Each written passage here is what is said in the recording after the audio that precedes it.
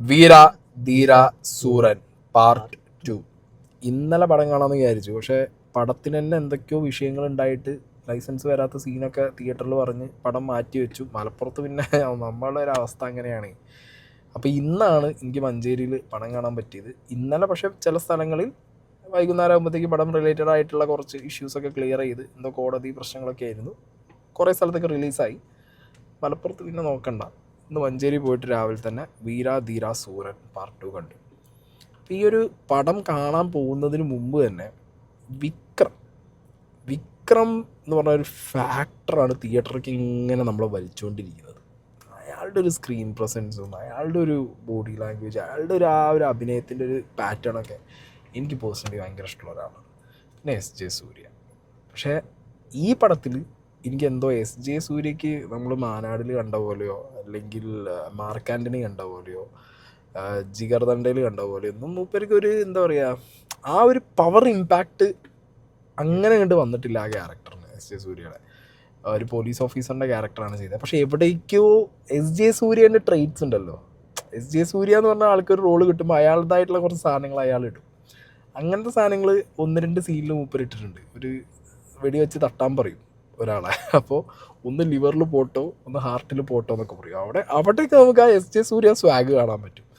അപ്പം അങ്ങനെ സൂര്യയിൽ നിന്ന് ഞാൻ പ്രതീക്ഷിച്ചിട്ടുണ്ടായിരുന്നു. പക്ഷേ എനിക്ക് അത്ര ഒരു എന്താ പറയുക, ഭയങ്കര ആ ക്യാരക്ടർ അങ്ങനെ ആയതുകൊണ്ടായിരിക്കണം നമുക്ക് അത്ര ഒരു ഇപ്പം എനിക്ക് അങ്ങനത്തെ ഒരു സാധനം ഫീലായില്ല. പക്ഷേ കമ്മിങ് ടു നമ്മുടെ ലീഡ് ക്യാരക്ടർ ചെയ്ത വിക്രം എന്ന് പറഞ്ഞാൽ പ്രൊട്ടക്ടർ, അൾട്ടിമേറ്റ് ഫാമിലി പ്രൊട്ടക്ടർ എന്നുള്ള രീതിയിലുള്ളൊരു റോളാണ് മൂപ്പർക്ക് ഡിസൈൻ ചെയ്തിട്ടുള്ളത്. ആ ഒരു റോളിൻ്റെ ആർക്ക് തന്നെ അതാണ്. അതായത് at any cost, on any situation, family. അതാണ് ആ ഒരു റോളിൻ്റെ ഡെഫിനേഷൻ ഈ ഒരു പാർട്ട് 2-നകത്ത്. ഈ പാർട്ട് 1 കണ്ടാലേ ഇതിൽ കുറേ ക്യാരക്ടേഴ്സിനെ ഒന്നും ലൈക്ക് 1-2 ക്യാരക്ടേഴ്സിൻ്റെ ഒരു ക്യാരക്ടറിനെ ഒട്ടും കാണിക്കുന്നില്ല. ആ ക്യാരക്ടറിനെ ചുറ്റിപ്പറ്റിയിട്ടാണ് ഇത് എൻറ്റയർ പ്ലോട്ട് ഈ സിനിമയുടെ ഈ ഒരു പാർട്ടിലുള്ളത്. പക്ഷെ ആ ക്യാരക്ടറിനെ കാണിക്കുന്നില്ല. പിന്നെ ടുവേർഡ്സ് എൻഡിലേക്ക് ഒരു ക്യാരക്ടർ എവിടെ പോയി എന്നുള്ളതിനൊരു മിസ്റ്ററി പോലെ എനിക്ക് പേഴ്സണലി ഫീലായി. മേ ബി അത് പാർട്ട് 1 വരുമ്പോൾ ചിലപ്പോൾ ആ ക്യാരക്ടർ എങ്ങനെ എന്തെന്നുള്ളതൊക്കെ ഡിഫൈൻഡ് ആവും. അങ്ങനെ ആവുമ്പോൾ പാർട്ട് 2 വന്നിട്ടുണ്ടായി ആ ഒരു സൈഡ് ആണ് ക്ലിയർ ആയി കിട്ടും. പാർട്ട് 2 ഇറങ്ങിയിട്ട് പാർട്ട് 1 ഇറങ്ങുന്നത് നമുക്കത്ര ഫെമിലിയർ അല്ലല്ലോ. അപ്പോൾ എന്താണെങ്കിലും വിക്രം കസറി ഒരു രക്ഷയില്ല.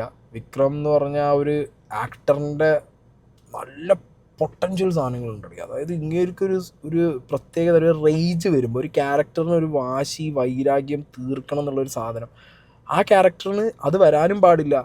കാരണം ഫാമിലിക്ക് കൊടുത്തൊരു വാക്കിൻ്റെ മുകളിൽ, ഭാര്യയ്ക്ക് കൊടുത്തൊരു വാക്കിൻ്റെ മുകളിൽ ഇനി പ്രശ്നങ്ങളിലേക്ക് പോവില്ല എന്ന് പറഞ്ഞ് നടക്കുന്നൊരു ക്യാരക്ടർ. എന്നാൽ ഫാമിലിനെ പ്രൊട്ടക്റ്റ് ചെയ്യാൻ വേണ്ടിയിട്ട് ഇയാൾക്ക് ഇത് ചെയ്തേ പറ്റൂ. പക്ഷെ ചെയ്യുന്ന സമയത്തും ഈ വ്യക്തിക്ക് ഇതിനു മുമ്പുള്ളൊരു എക്സ്പീരിയൻസ് ഉണ്ട്.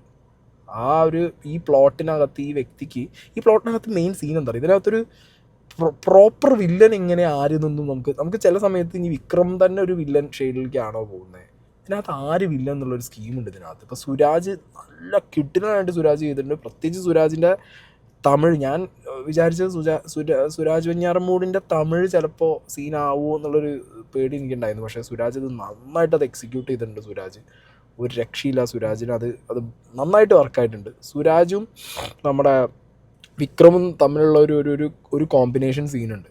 അത് പടത്തിൻ്റെ സെക്കൻഡ് ഹാഫിൻ്റെ ലാസ്റ്റിലേക്കാണ്. ആ സീനിലൊക്കെ സുരാജിൻ്റെ കുറച്ച് സംശയം കൊണ്ടുള്ള ഒരു സാധനമൊക്കെ ഉണ്ട് വിക്രം അപ്പുറത്ത് തകർക്കുകയാണ്. വിക്രം തിരിഞ്ഞിട്ടൊരു സാധനം പറയുമ്പോഴത്തേക്ക് ഒരു നല്ലൊരു കിണ്ണം സാധനമാണ് അത്. സുരാജിൻ്റെ ഒരു കിടിലൻ സാധനമാണ്. പിന്നെ എനിക്ക് ഈ സിനിമ അങ്ങനെ മറ്റേ എഡ്ജ് ഓഫ് ദ സീറ്റ് അല്ലെങ്കിൽ അങ്ങനെ ഭയങ്കര ഹൈ തരുന്നൊരു മൊമെൻറ്റ്, അങ്ങനത്തെ സാധനങ്ങളൊന്നും എനിക്ക് കിട്ടിയില്ല പേഴ്സണലി. ഓക്കെ, എത്ര പേർക്ക് അത് കിട്ടിയെന്ന് എനിക്കറിയാം. എനിക്ക് പേഴ്സണലി അങ്ങനെ ഒരു സാധനം കിട്ടിയിട്ടില്ല ഈ പടത്തുനിന്ന്. എനിക്ക് ഈ സിനിമ ഒരു ക്യൂരിയോസിറ്റി ഉണ്ടായിരുന്നു. തുടക്കം മുതൽ ലാസ്റ്റ് വരെ സിനിമയ്ക്കകത്തൊരു ക്യൂരിയോസിറ്റി നമ്മളെ പിടിച്ചിരുത്തുന്നുണ്ട്.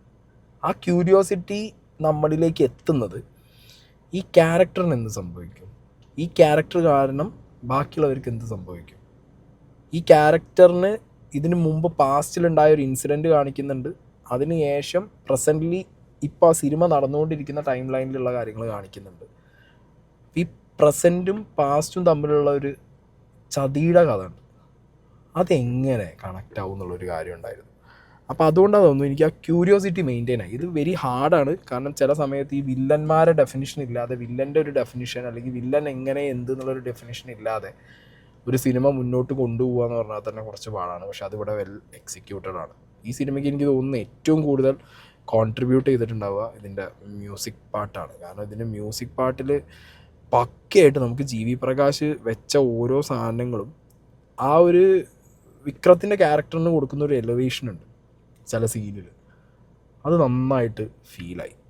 അത് നല്ല രീതിയിൽ നമുക്ക് തിയേറ്ററിൽ നിന്ന് ആ സാധനം കിട്ടും.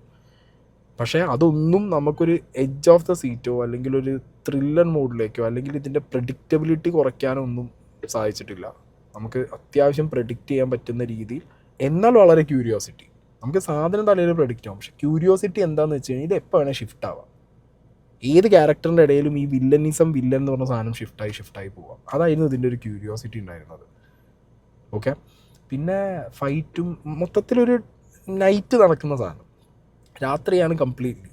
ആ രാത്രി നടക്കുന്ന കാര്യങ്ങൾ, അതിനകത്തുള്ള ഫൈറ്റ്, അതിനകത്തുള്ള പരിപാടീസാണ്. ഈ രാത്രി ഫൈറ്റും കാര്യങ്ങളൊക്കെ വരുമ്പോൾ പൊതുവേ ബാക്കി സിനിമകളിൽ അല്ലെങ്കിൽ ഇപ്പോഴത്തെ സിനിമയിലൊക്കെ കുറച്ചുകൂടി ഓക്കെ, കുറച്ച് മുമ്പുള്ള സിനിമകളിലൊക്കെ അത്രത്തോളം നമുക്ക് കാര്യങ്ങൾ അങ്ങോട്ട് വ്യക്തമാകാത്ത രീതിയിലുള്ള കുറേ സാധനങ്ങൾ ഒളിപ്പിച്ച് വെച്ചിട്ട് ഫൈറ്റും സാധനങ്ങളും അവർക്ക് കുറച്ചുകൂടി നല്ലതാണല്ലോ. എന്നാൽ അടി അടക്കുന്ന സൗണ്ട് സാധനം ഇട്ട് കഴിഞ്ഞാൽ നമുക്ക് സംഗതി കേൾക്കും ചെയ്യാം. പക്ഷേ ഇതിലങ്ങനെയല്ല. ഇതിൽ അത്യാവശ്യം ലാസ്റ്റ് ടുവേർഡ്സ് എൻഡിലെ ഫൈറ്റ്, ക്ലൈമാക്സിലെ ഒരു ഫൈറ്റ് സാധനങ്ങളൊക്കെ അതൊക്കെ വെൽ എക്സിക്യൂട്ടഡ് ആണ്, നന്നായിട്ട് എക്സിക്യൂട്ട് ചെയ്തിട്ടുണ്ട് ആ സാധനം. പിന്നെ ഇതിലൊരു എന്താ പറയുക, സൂപ്പർ ഹ്യൂമൺ അല്ലെങ്കിൽ larger than real life, very raw ആണ് ആ ക്യാരക്ടർ. വിക്രമിൻ്റെ ക്യാരക്ടർ വളരെ റോ ആണ്. ഫൈറ്റുകൾക്കും ആ റോനെസ് ഉണ്ട്. ഫൈറ്റും ആ ഒരു റോ മൂഡിൽ തന്നെയാണ് ഫൈറ്റും കൊണ്ടുപോയിട്ടുള്ളത്.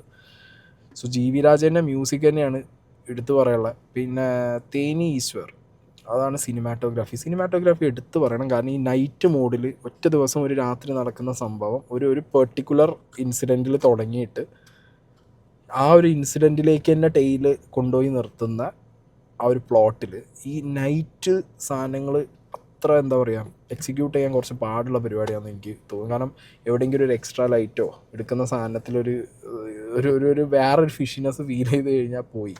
നൈറ്റ് ആംബിയൻസ് എപ്പോഴും കീപ്പ് ചെയ്യുക എന്നുള്ളതൊരു ഭയങ്കര ടാസ്ക് പരിപാടിയാണ്. അതൊക്കെ നന്നായിട്ട് ഇതിനകത്ത് ചെയ്തിട്ടുണ്ട്. പിന്നെ ഇതിനൊരു ക്യാരക്ടർ ബാക്കി നോക്കിക്കഴിഞ്ഞ് കഴിഞ്ഞാൽ നമുക്ക് മാലാപാർവതി അവരുണ്ട്. മാലാപാർവതി അത്യാവശ്യം അവർക്ക് നല്ലൊരു ക്യാരക്ടറാണ് കിട്ടിയത്. അത് അവർ വളരെ നന്നായിട്ട് അവരത് എക്സിക്യൂട്ട് ചെയ്ത് പോയി. പിന്നെ സുരാജ് ഞാൻ ഓൾറെഡി പറഞ്ഞു. വിക്രം, എസ് ജെ സൂര്യ മാത്രം നമ്മൾ പ്രതീക്ഷിക്കുന്ന ഒരു ഇപ്പം ഞാൻ പ്രതീക്ഷിക്കുന്ന ഒരു എസ് ജെ സൂര്യ ഉണ്ട്. ഒരു എസ് ജെ സൂര്യ ഇപ്പളേ പോയി മോനെ. അതൊന്നാമത് ഈ മാനാടും മാർക്ക് ആൻ്റണി ജിഗർദണ്ടൊക്കെ കണ്ടിട്ട് നമുക്ക് മൂപ്പരൊരു സ്വാഗിൻ്റെ സാധനം ഉണ്ടല്ലോ, അതെവിടെയോ ഒന്ന് കുറഞ്ഞ്, ആ ഫ്ലെയർ ഒന്ന് കുറഞ്ഞ്.